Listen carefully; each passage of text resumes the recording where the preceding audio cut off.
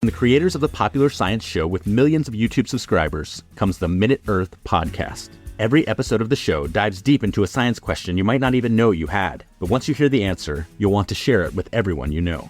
Why do rivers curve? Why did the T-Rex have such tiny arms? And why do so many more kids need glasses now than they used to? Spoiler alert, it isn't screen time.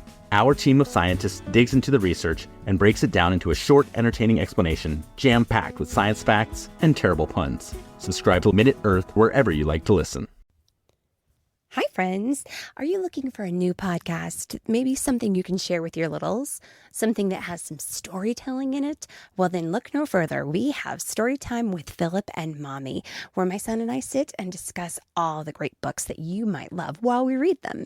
So, Little Golden Books, Berenstain Bears, and even the new classics like Bluey. We sit down, we read, we discuss, and we have so much fun doing it. Come and join us. Subscribe wherever you get your podcasts. You're listening to an Airwave Media Podcast. Here's your ticket to the Fast and the Curious. Yeah, your ticket to the Past and the Curious. Thanks to my son for the lead-in on that one. This is Mick Sullivan. Welcome to the Past and the Curious, episode 89, which is about time and time zones and daylight savings. I've always found both of those things to be unusual, potentially confusing, and surely rich with a story, right? How'd they come to be? Well, that's what we're going to do this episode. We're going to look at the origins of time zones and the confusion that came about, which led to a very momentous day called the Day with Two Noons, which I think is an awesome thing to consider. But also at the time of releasing this episode, daylight saving is just around the corner, and holy cow, that is something people have strong feelings about. Oh, but whatever your feelings may be, this is about the origins. So thank you all for listening, and I hope you enjoy the show. This is The Past and the Curious, and away we go.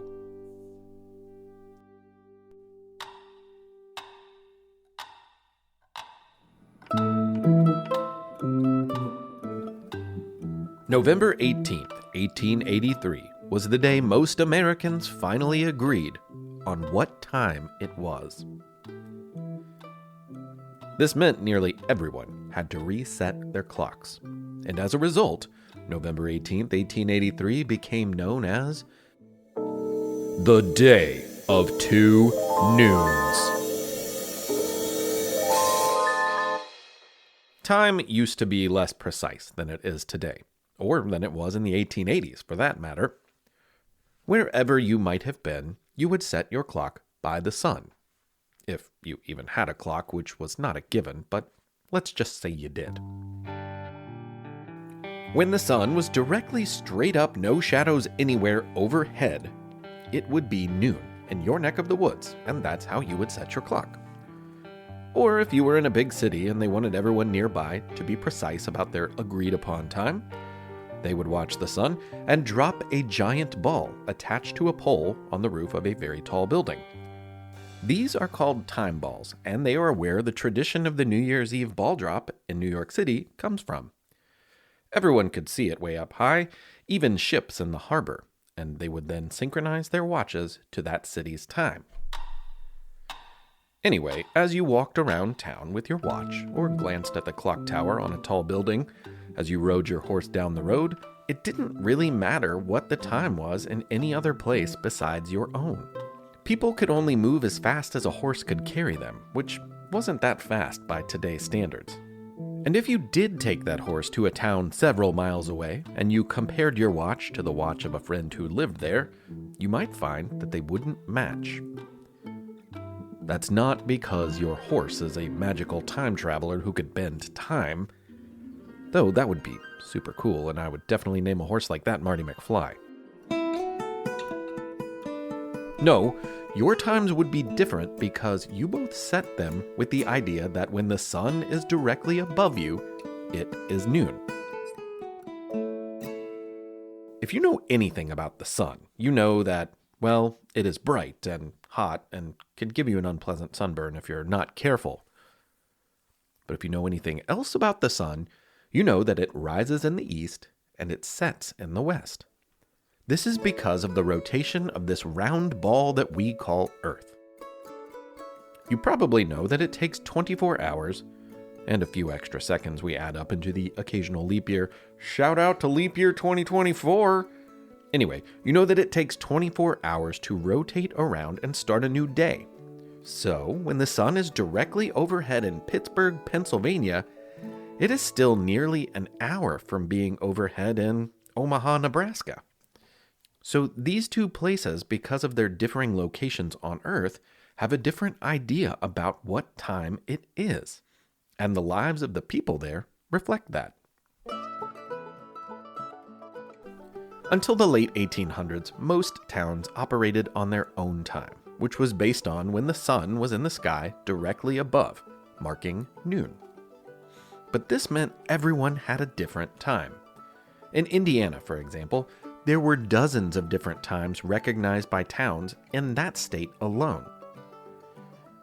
Now, they were all pretty close, but not exact. One town's 12 o'clock might be another town's 12:03 or 12:06. The farther away you get, the bigger the difference between the time of the two places, on account of the Earth's rotation and the sun's presence. So, noon in Chicago was the same time as 11:39 in St. Paul, Minnesota, 12:09 in Louisville, Kentucky, and 12:24 in Cleveland, Ohio. This was the case all across the country, and for a long time it didn't matter much. The exact time in Chicago in 1840 had no importance to the daily lives of people in Cleveland. No, it didn't matter much. That is, until the railroad started connecting these towns, cities, and states. At that point, minutes started to be pretty crucial. Coordinating schedules is difficult. Any family with a house full of people can tell you that. Someone's got to get to school by this time, someone's got to get to work by that time, and then there's swim lessons and art lessons or gymnastic practice, dinner, your evening dog walk. You get it, it's hard to do with multiple people. And everyone in your life agrees on what time it is at any given moment.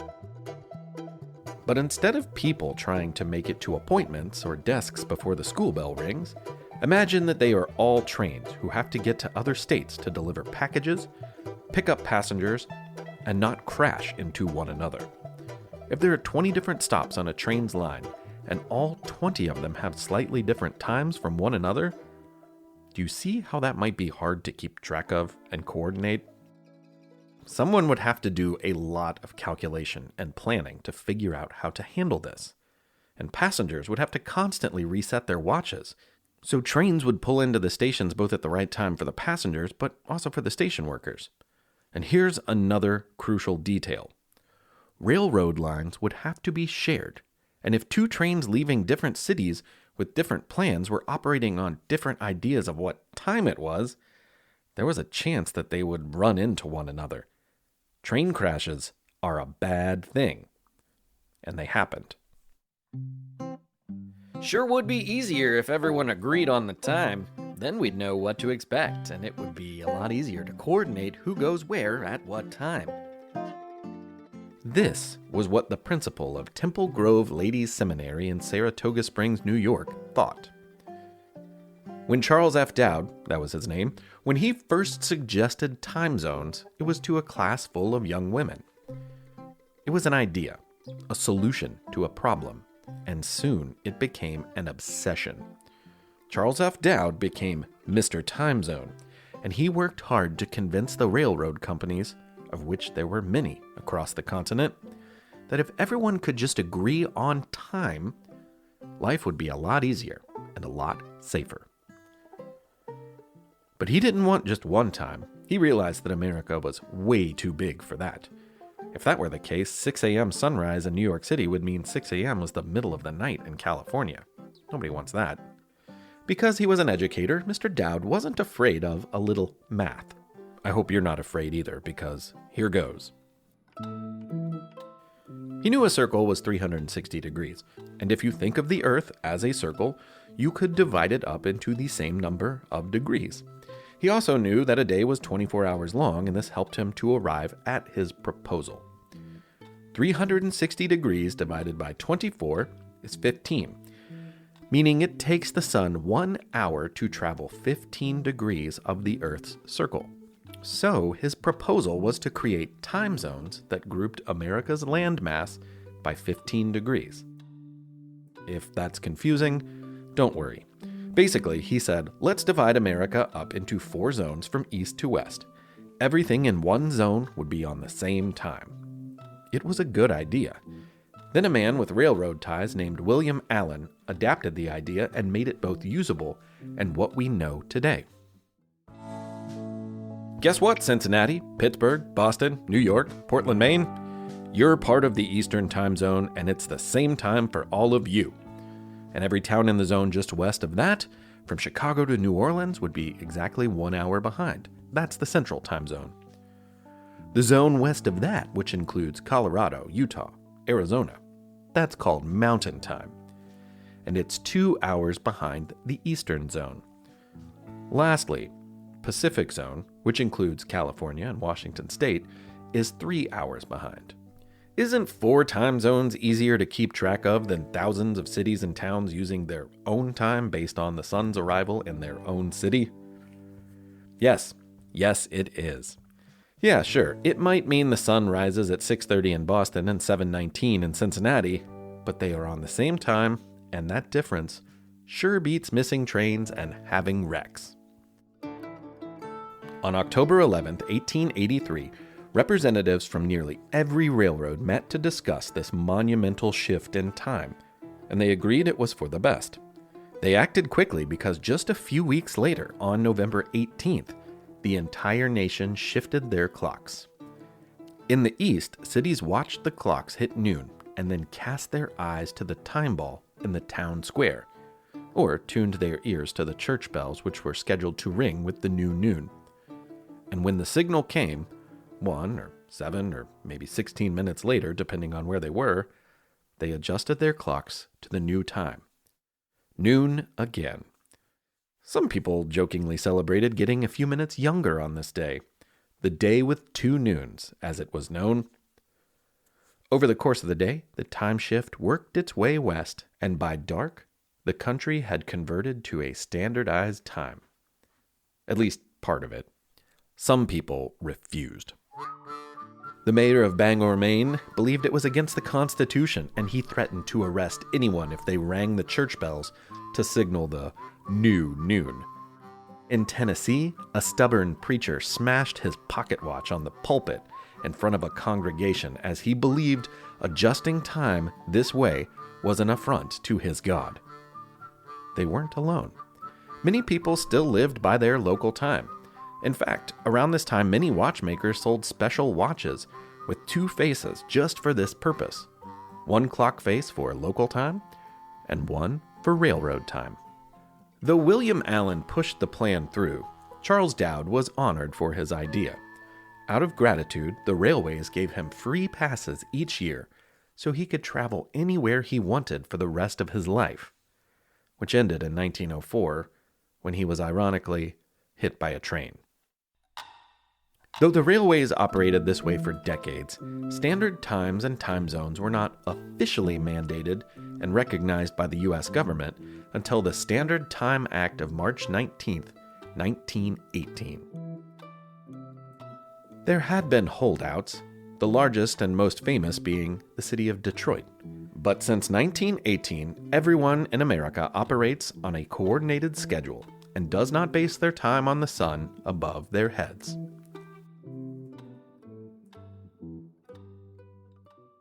We're the All Creatures Podcast. Each week, Angie and I explore and share amazing details about the many animals we share our world with. Plus, Chris and I are both PhD scientists and educators. So we do the deep dives in the scientific research and then come back and share what we learn in a fun and casual way. We also speak with other scientists, animal experts, activists, and many other conservation enthusiasts from all over the planet. So you can find the All Creatures Podcast wherever you get your podcasts. All you need is a few minutes to start your day off with something historic when you listen to the This Day in History podcast. Every day there's a new episode for you to listen and learn about what happened that day way back when. Today could be the day a famous mobster met their end, or the first milestone for humans in space.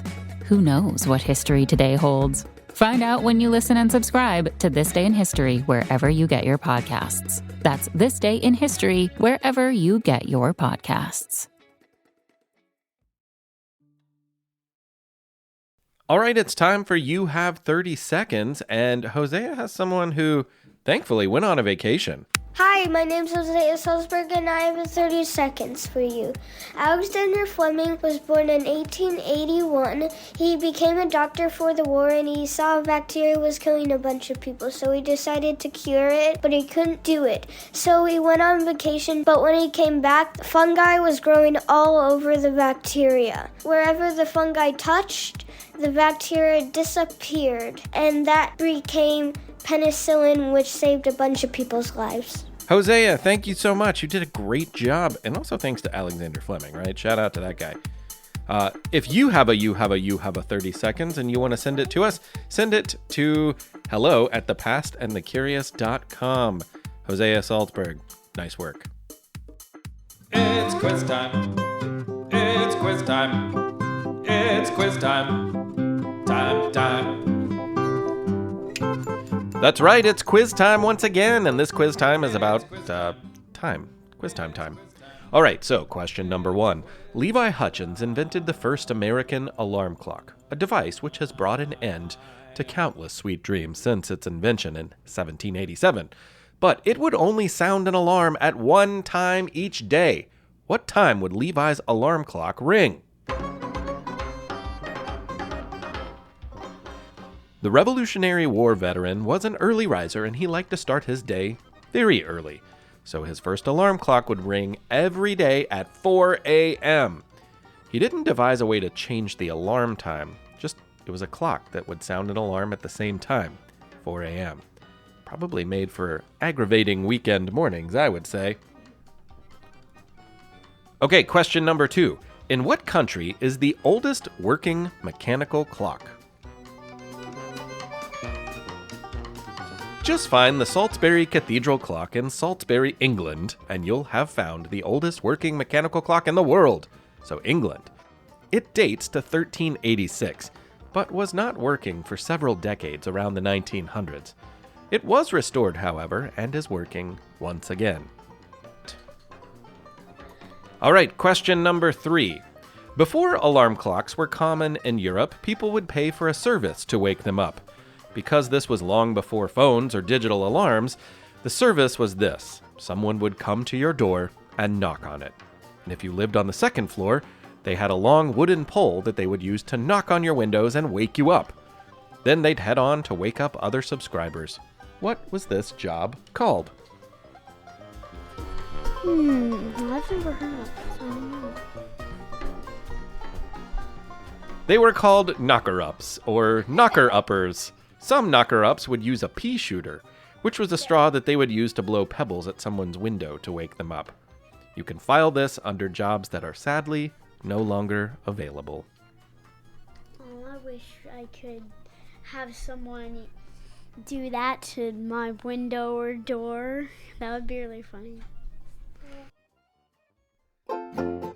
At the beginning of a new year, it's common for people to set goals. And one common goal that I'm aware of among many is the goal to be outside for a total of 1,000 hours in the year ahead.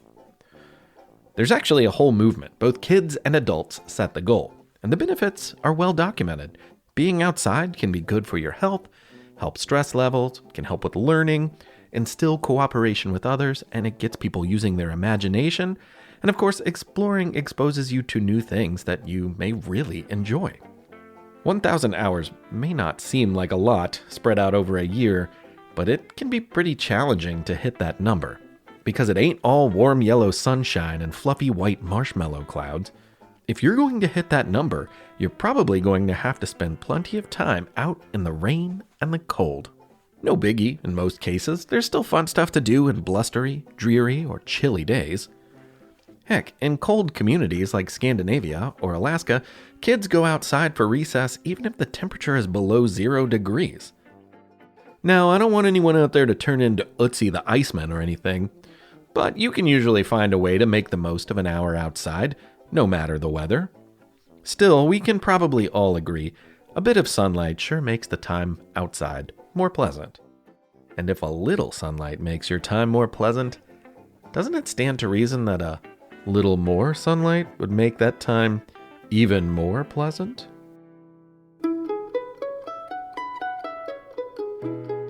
Enter William Willett, a man in England who probably made it to his annual 1,000 hours outside with ease. For most of his adult life, William Willett had a strong belief about the sun. He loved it. He loved to be outside. He wished he could be outside more. But he knew there was no way to make more daylight. The rotation of the Earth and its orbit around the sun are the controlling factors in how much sun we get. Though it changes from winter to summer, you only get so much. But if you can't make more daylight, William believed at least you could use the daylight available in more efficient ways. The easiest way to do this was to shift the clock, actually change the official time twice a year so that people could use the most daylight possible. He was not alone, nor was he the first person to consider saving daylight, as it's called. While visiting France in the 1700s, Benjamin Franklin found it odd that in the summer months, people stayed in bed even after the morning sun had been up for hours.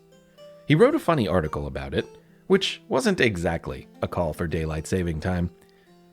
He mistakenly gets credit for inventing the idea, but really, he was suggesting, in a humorous way, that if people woke up and went to bed with the sun, they could save a lot of money on the cost of artificial lighting, which in the 1700s meant candles and oil lamps. He calculated the citizens of Paris alone could save a fortune if they woke up earlier with the sun and then went to bed when it was dark, instead of staying up late into the night. And if they were resistant to rising with the sun, he recommended waking them up every morning with the sound of cannons firing by their windows. Which is one of the easiest ways to see that maybe Ben wasn't being 100% serious about the idea. In many times and places, people did live their lives around the rise and fall of the sun, which of course varies throughout the year. But humans decided to regiment time by dividing the day into mathematically consistent hours and minutes and seconds. This made time more universal and consistent regardless of where you are and what season it might be. When it comes to sunshine, 8 a.m. in July is not the same as 8 a.m. in January. Surely you've noticed this. In the winter months, the sun is in the sky for less time during the day. This is because of the Earth's tilt. In whatever hemisphere that you are in, the Earth is leaning away from the sun, and as the Earth rotates on its 24-hour cycle, your part of the world gets less face time with the sun. In the summer months, your part of the world is leaning towards the sun. More face time with the flaming ball of gas out in space means more sunlight on your skin, more nourishment for the green plants growing around you, more time for playing in the park, and more time looking cool wearing sunglasses. But it's also easier to get sunburned, so don't forget to wear sunscreen, y'all.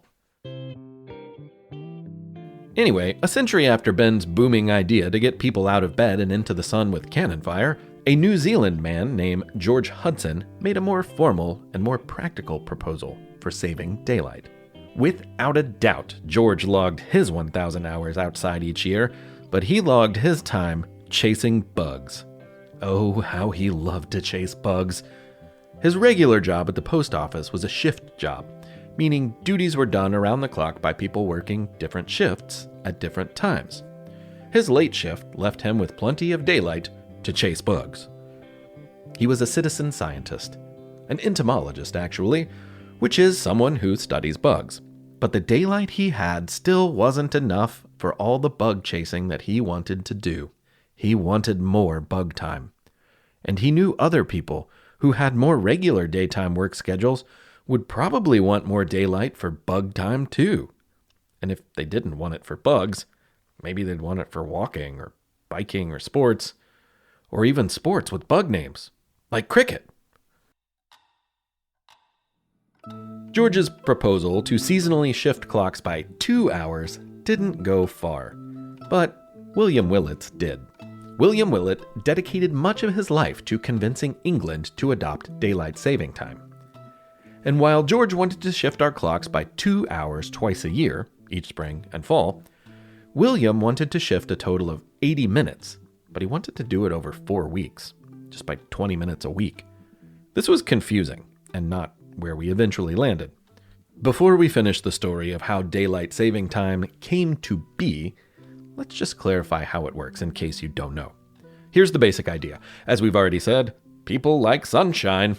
There's more of it in the summer months in May, June, July, and August. And when there's more sun in a day, that means there is more sun in the morning and in the evening. William and George suggested, hey, let's take some of that time you don't use in the morning because you're sleeping and add it on to the end of the day so you can play with friends, ride a bike, or catch bugs. You've probably noticed how summer days seem like they can go on forever, with the sun up until bedtime. If we didn't shift our clocks, or if you live in a part of the world that doesn't do daylight saving, the sun would seem to set an hour earlier. It's actually a different notion from Ben Franklin's idea, but in any case, this can make it a whole lot easier to get your 1,000 hours outside, for sure. So how do you take an hour from the beginning of the day and put it at the end? Well, you can't really, but what you can do is convince everyone to set their clocks forward at the same time. And that's what we do at daylight saving. Not everywhere does it, but many places do. And because it's easier than 80 minutes, and less drastic than 2 hours, and way more chill than firing cannons, we've settled on an hour, twice a year. So in the United States, on the second Sunday in March, most people will set their clocks forward at 2 a.m., meaning there won't actually be a 2 a.m. It'll just go from 1:58 to 1:59 to 3 a.m. We skip that hour entirely. Then, on the first Sunday in November, we'll move that back an hour. On that night at 2 a.m., the clocks will go back to 1 a.m. So, 2 1 a.m.s. It's like a do-over, except you're probably asleep. So, just means a little more dreaming and drooling, really. Since most Americans and his native Great Britain agreed to shift clocks to get more daylight, you might think that William Willett died proud and was able to take a victory lap as the man who gave the world more time in the sun. Would you be right? You'd be worse than right. You'd be wrong. Didn't work out like that for William. He fought for years, and even got great support from future Prime Minister Winston Churchill. But England's Parliament struck it down and refused. Willett died in 1915. Then, 1 year later, in 1916, they were like, well, maybe it was a good idea after all. Let's try it. Sorry you never got to see it happen, William. But it probably wasn't William's hard work that convinced them after all. It was World War I, and England's adversary, Germany, decided to shift their clocks. More sun during waking hours meant higher productivity from people supporting the war, and also less energy costs because people weren't using as much electricity for light and other resources for heating. Everyone went to bed a little earlier, which saved a fortune across the country. So England, not wanting to lose an inch to their German rivals, decided to do it too. Soon, much of Europe adopted the twice-a-year clock shift. America did it for a bit also, but the farmers were angry about it. There's a weird rumor that daylight saving was for farmers. However, historically, farmers have been against it and actually helped end it in 1918. In the 1940s, during World War II, America returned to shifting clocks for daylight saving for the same reason Germany first did it, saving resources, money, and increasing productivity of citizens. But since the 1970s, in one form or another, America has shifted clocks twice a year, springing forward and falling back, as the mnemonic goes. Not everywhere, though. Hawaii does not shift their time, nor does most of Arizona. However, Navajo Nation, native people whose land is in Arizona, does use daylight saving. Some people like it, some people don't like it. But the time change certainly affects things. People claim that there are fewer car accidents in the evenings because of there being more light, and also that energy use drops. But also, hospitals report that on the day after daylight saving, they see an increased number of emergency room visits for people having heart attacks. Furthermore, people's ability to focus at work the next morning is pretty bad across the country, leading to one of the least productive days of the year. Clearly, shifting time can create stress for people. Speaking of stress, parents of young kids will always complain about daylight saving. Babies and toddlers don't know or care what time it is, so a routine change by an hour can really throw a family for a loop. But even if you don't like it, you can make the most of it. Maybe it'll help you get your 1,000 hours outside, if you're counting. Or maybe it'll just give you some more time to catch bugs. Subscribe to my dad's podcast. Thanks for listening. Bye. Oh, that's my two-man hype crew. Thanks, guys. Thanks to them, but thanks to you for listening. This was a really great episode to put together. I learned a whole lot, so I hope you did too.